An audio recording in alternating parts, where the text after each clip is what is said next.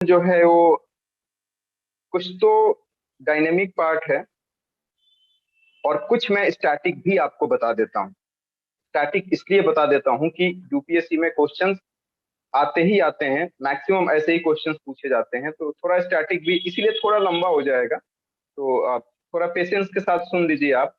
बहुत सिंपल से सिंपल तरीके से मैं समझाने की कोशिश करता हूँ। आर्टिकल का हेडिंग है अ candid conversation about the केस्ड parrot. बहुत फ्लावरी लैंग्वेज में लिखा हुआ है। और कैंडिड कन्वर्सेशन का मतलब बहुत अच्छे तरीके से कन्वर्सेशन किया जा रहा है अबाउट केस्ड पैरेट। केस्ड पैरेट मतलब एक ऐसा तोता जिसको पिंजरे में बंद किया गया है। ये बात तोते की नहीं है और पिंजरे की नहीं है, ये बात सीबीआई की है। कि सीबीआई चाहे किसी की भी गवर्नमेंट हो, मैं आप लोगों की जानकारी के लिए बता दूं कि जब कांग्रेस की गवर्नमेंट थी तो सीबीआई का फुल फॉर्म जो अपोजिशन वाले थे, मतलब जो एनडीए, जो बीजेपी के लोग थे, वो कहते थे कि कांग्रेस ब्यूरो ऑफ इन्वेस्टिगेशन है ये सेंट्रल ब्यूरो ऑफ इन्वेस्टिगेशन नहीं है। कहने का मतलब सीधा है कि सीबीआई तो एक इंडिपेंडेंट इन्वेस्टिगेटिंग एजेंसी है, लेकिन उसको गवर्नमेंट अपने हिसाब से मैनिपुलेट करते रहते हैं, चाहे किसी की भी गवर्नमेंट हो, बीजेपी की हो या कांग्रेस की हो। राइटर इसी बात से बहुत सारे क्वेश्चंस उठाते हैं। बहुत बेसिक क्वेश्चन इन्होंने उठाया है कि अभी जो चीफ जस्टिस ऑफ इंडिया है, इंडिया के जो चीफ जस्टिस हैं, एनवी रमन्ना, आप लोगों को नाम पता होगा। उन्होंने एक बहुत बड़ी बात कही है। उन्होंने वो कह रहे हैं कि सीबीआई के पैथेटिक स्टेट से हम तंग आ चुके हैं। मतलब सीबीआई की गिरती हुई साख से वो कहीं ना कहीं, मतलब ये गिरती हुई साख को कहीं ना कहीं इंडिकेट कर रहे हैं कि भाई सीबीआई जो है उसकी कंडीशन दिन पे दिन पैथेटिक हो रही है। और पैथेटिक किस लिए हो रही है कि जो एग्जीक्यूटिव है, एग्जीक्यूटिव मतलब टेम्पररी एग्जीक्यूटिव की बात मैं कर रहा हूँ, जैसे फाइनेंस मिनिस्टर, होम मिनिस्टर, ये जो भी मिनिस्ट्री है, तो एग्जीक्यूटिव के अनइथिकल प्रेशर से वो लोग परेशान रहते हैं।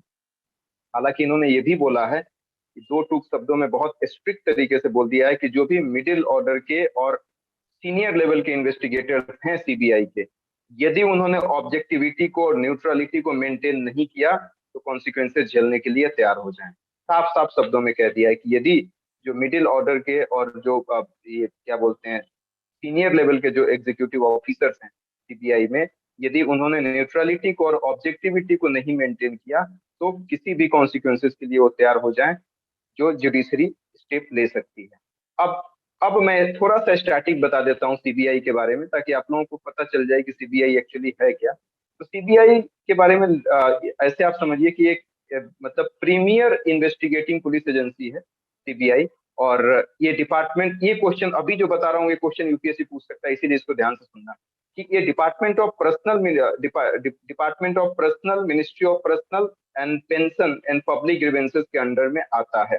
किस डिपार्टमेंट में आता है, ये देखो कितना कंफ्यूज होने वाली बात है।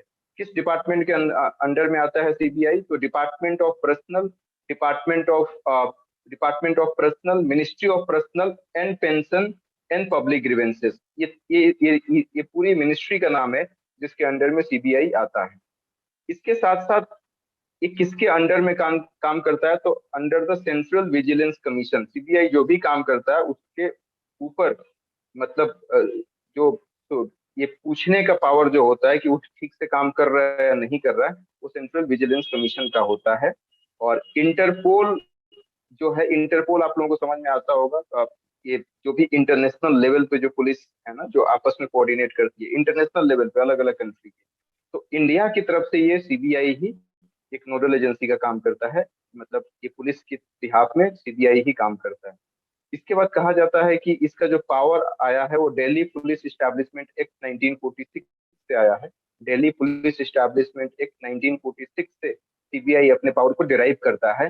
Last but not the least, इसके बारे में यदि इस्टेब्लिशमेंट की बात करें तो 1963 में गवर्नमेंट ऑफ इंडिया ने सीबीआई को इस्टेब्लिश किया था।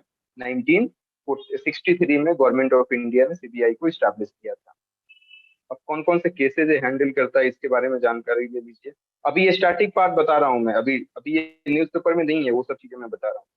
तो केसेस हैंडल्ड बाय सीबीआई में सबसे पहले इन्होंने एंटी करप्शन क्राइम्स बताया है। एंटी करप्शन क्राइम आप समझते हैं, करप्शन मतलब आपको पता है कौन करप्शन करेगा भाई? सेंट्रल गवर्नमेंट का ऑफिसर करेगा, स्टेट गवर्नमेंट का ऑफिसर करेगा। पब्लिक सेक्टर में जो भी काम कर रहे हैं वो करेंगे। प्राइवेट सेक्टर में जो काम कर रहे हैं, कोई कंपनी है वो फ्रॉड कर सकती है। तो ये सब एंटी करप्शन क्राइम्स को ये डील करते हैं। इसके साथ साथ इकोनॉमिक क्राइम्स की बात करें तो इकोनॉमिक क्राइम्स में बहुत कुछ आता है, जैसे साइबर क्राइम आता है, बैंक फ्रॉड आता है, इंपोर्ट एक्सपोर्ट वाली बात आ जाती है, नारकोटिक्स आता है, फेक करेंसी आता है। तो ये सब को भी यही डील करती है। स्पेशल क्राइम जो है, स्पेशल क्राइम में आईपीसी की बात की जाती है, इंडियन पीनल कोड, तो उसमें भी ये सीबीआई को हम डिमांड कर सकते हैं। सुमोटो केस में भी इसका रोल है। सुमोटो केस क्या होता है कि अपने आप से सीबीआई केस फाइल कर ले। तो अपने आप से सीबीआई केस फाइल कर सकती है कब? जब सुप्रीम कोर्ट और हाई कोर्ट ऑर्डर ऑर्डर देगा तो उसको स्टेट गवर्नमेंट से पूछने की कोई जरूरत नहीं है। नॉर्मल सर्कमस्टांसेस में क्या होता है कि सेंट्रल गवर्नमेंट ने सीबीआई को ऑर्डर दे दिया कि तुम जाओ वहां पे असम में चेक करो। सपोज दैट असम का एग्जांपल ले कि असम में वहां पे ऐसी घटना हुई है, सेंट्रल गवर्नमेंट ने बोल दिया सीबीआई को कि तुम जाओ वहां पे इन्वेस्टिगेट करो। लेकिन तब तक सीबीआई इन्वेस्टिगेट नहीं कर सकती है जब तक वहां के स्टेट गवर्नमेंट से उसको परमिशन नहीं मिल जाता है। मतलब सेंट्रल गवर्नमेंट ने परमिशन दे दिया, फिर भी वहां के स्टेट गवर्नमेंट से उसको परमिशन लेना पड़ेगा। लेकिन सुमोटो केस में यदि बात करें तो सुप्रीम कोर्ट या हाई कोर्ट ने यदि कह दिया इंडिया के किसी भी कोने में आप जाके इन्वेस्टिगेट करो, तो किसी से पूछने की जरूरत नहीं है, किसी स्टेट से पूछने की जरूरत नहीं है, सीधे सीधे सीबीआई वहां पे जाके और इन्वेस्टिगेट कर सकती है। ये सब आपके हो गए स्टैटिक पार्ट जो मैं अभी बताया। अब आर्टिकल में क्या कह रहा है कि डीपी कोहली जो थे ना, डीपी कोहली नाम याद रहेगा, डीपी मतलब व्हाट्सएप का डीपी, कोहली मतलब विराट कोहली। डीपी कोहली जो थे वो पहले सीबीआई के डायरेक्टर थे, और कहा जाता है कि ये इमिकेबल पर्सनालिटी के थे। इमिकेबल पर्सनालिटी का मतलब कि एक ऐसा बंदा जो किसी से नहीं डरता हो और अपनी रेशनैलिटी पे, ऑब्जेक्टिविटी पे और न्यूट्रलिटी पे जान लुटाता है। इनके बारे में दो कीवर्ड लिखा हुआ है, फेसलेस एंड फियरलेस। ये फेसलेस एंड फियरलेस पर्सनालिटी वाले इंसान थे। फेसलेस और फियरलेस का मतलब क्या होता है? फेसलेस का मतलब कि जनता और पब्लिक के बीच में कम आते थे। होता है ना कि काम करना कम, दिखाना बहुत ज्यादा कि हमने ऐसे किया वैसे किया। तो इस तरीके से फेसलेस थे वो, मतलब पब्लिक के बीच में कम जाते थे, लेकिन फियरलेस थे, किसी से डरते नहीं थे। अपनी ऑब्जेक्टिविटी को और न्यूट्रलिटी को मेंटेन करने के लिए हमेशा तैयार रहते थे। और 1997 में भी एक घटना घटी थी। जस्टिस जेएस वर्मा ने, उस समय जो सीबीआई के डायरेक्टर थे, वो हवाला केस को इन्वेस्टिगेट कर रहे थे और बिना किसी से कहे हवाला केस को बंद कर दिया। तो 1997 में जस्टिस जीएस वर्मा ने काफी ज्यादा फटकार लगाई थी इसको, सीबीआई का जो डायरेक्टर था। और उसके बाद उन्होंने स्ट्रिक्ट वार्निंग दिया कि सीबीआई के डायरेक्टर का जो सिलेक्शन होगा, जो रिक्रूटमेंट होगा, उसमें एक लीडर ऑफ अपोजिशन होगा, प्राइम मिनिस्टर होगा और चीफ जस्टिस ऑफ इंडिया होगा। ये तीनों मिलके ही करेंगे। लीडर ऑफ अपोजिशन मतलब लोकसभा का लीडर ऑफ। अब कहा जाता है कि चैलेंजेस क्या क्या हैं सीबीआई के साथ आज के डेट में। तो सबसे पहली बात की excessive political interference. Political interference इतना ज्यादा होता है कि उसके प्रेशर में आके वो लोग गलत डिसीजन लेते हैं, ऑब्जेक्टिविटी को मेंटेन नहीं कर पाते हैं, रेशनलिटी को मेंटेन नहीं कर पाते हैं, न्यूट्रलिटी को मेंटेन नहीं कर पाते। तो ये एक बहुत बड़ा चैलेंज है।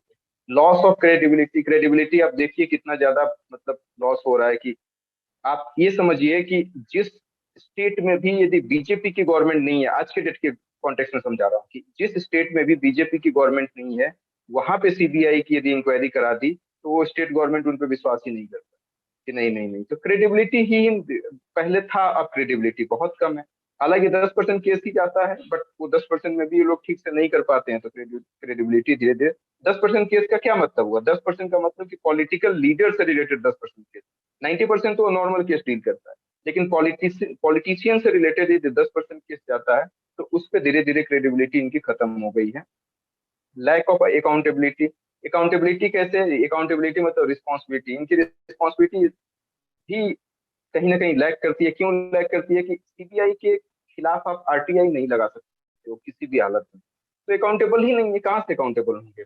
एक्यूट शॉर्टेज ऑफ पर्सनल, मतलब जितना मैन पावर की जरूरत है, जितना ह्यूमन रिसोर्स की जरूरत है, उतना नहीं है। कहा जाता है कि ये सीबीआई में पता है किसको भेजा जाता है? डिपुटेशन पे भेज देते हैं। जैसे मान लीजिए आप आईएएस ऑफिसर हैं या मैं आईएएस ऑफिसर हूँ, तो मुझे डिपुटेशन पे भेज देंगे सीबीआई में कोई पोस्ट देके। हालांकि एसएससी सीजीएल का जो एग्जाम है वो कुछ पोस्ट निकालता है, ये सीबीआई सब इंस्पेक्टर और इंस्पेक्टर के लिए, लेकिन बहुत कम है। और बहुत हर साल नहीं निकलता है, बहुत दिन के बाद निकलता है। तो एक्यूट शॉर्टेज ऑफ पर्सनल का मतलब कि ये जब डिपुटेशन पे भेजोगे तो कितने दिन का होगा? 1 साल, 2 साल, 3 साल, फिर तो वापिस आ ही जाएगा अपनी पोस्ट पे वो। Limited power. पावर भी इनका काफी ज्यादा लिमिटेड है, क्योंकि जाहिर सी बात है कि उनको परमिशन लेना पड़ता है स्टेट गवर्नमेंट से, तब जाके वो करते हैं। रिस्ट्रिक्टेड पावर है। पावर भी रिस्ट्रिक्टेड है, लिमिटेड रिस्ट्रिक्टेड एक ही है। हालांकि मैं आपको ये भी एक चीज बता दूं, लिमिटेड पावर और रिस्ट्रिक्टेड पावर का क्लासिकल एग्जांपल, सपोज दैट कि किसी सेक्रेटरी लेवल के रैंक के बंदे को सीबीआई चेक करना चाहती है, तो वो पहले परमिशन लेगी, और परमिशन लेगी सेंट्रल गवर्नमेंट से। सेंट्रल गवर्नमेंट तो भाई चहते लोगों को सेक्रेटरी बनाती है, तो अब वो परमिशन कभी कभी नहीं देती है, तो इनके पास लिमिटेड पावर है, या यूं कहें कि रिस्ट्रिक्टेड पावर।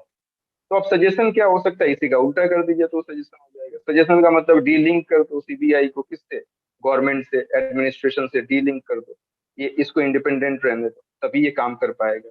ह्यूमन रिसोर्सेज की काफी ज्यादा कमी है, उसको ठीक करने की जरूरत है। इंफ्रास्ट्रक्चरल डेवलपमेंट की जरूरत है, मतलब इन्वेस्टमेंट उसमें करने की बहुत जरूरत है, क्योंकि आप देखो ना, ये लैक ऑफ अकाउंटेबिलिटी, या ये यूं कहें लिमिटेड पावर, रिस्ट्रिक्टेड पावर, तो इसमें, या फिर ये क्या बोलते हैं, लैक ऑफ ये, इनकी क्रेडिबिलिटी काफी कम है।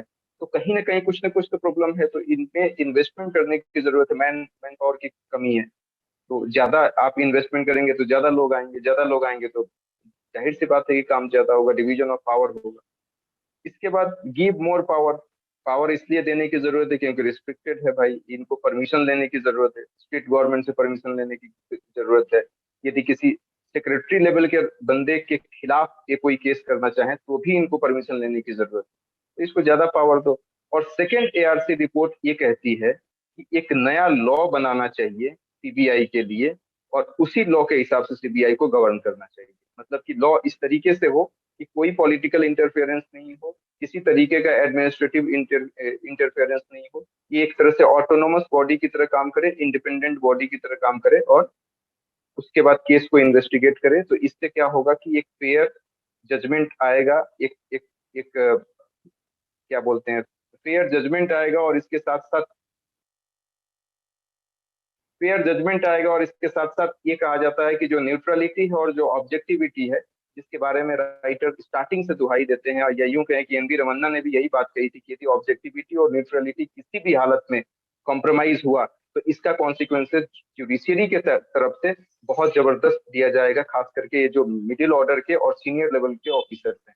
तो सेकेंड एआरसी रिपोर्ट के हिसाब से यदि हम माने, तो यदि नया कोई कानून बनाते हैं जिसमें इनको ऑटोनॉमी दी जाती है, तो कहीं ना कहीं ऑब्जेक्टिविटी को और न्यूट्रलिटी को हम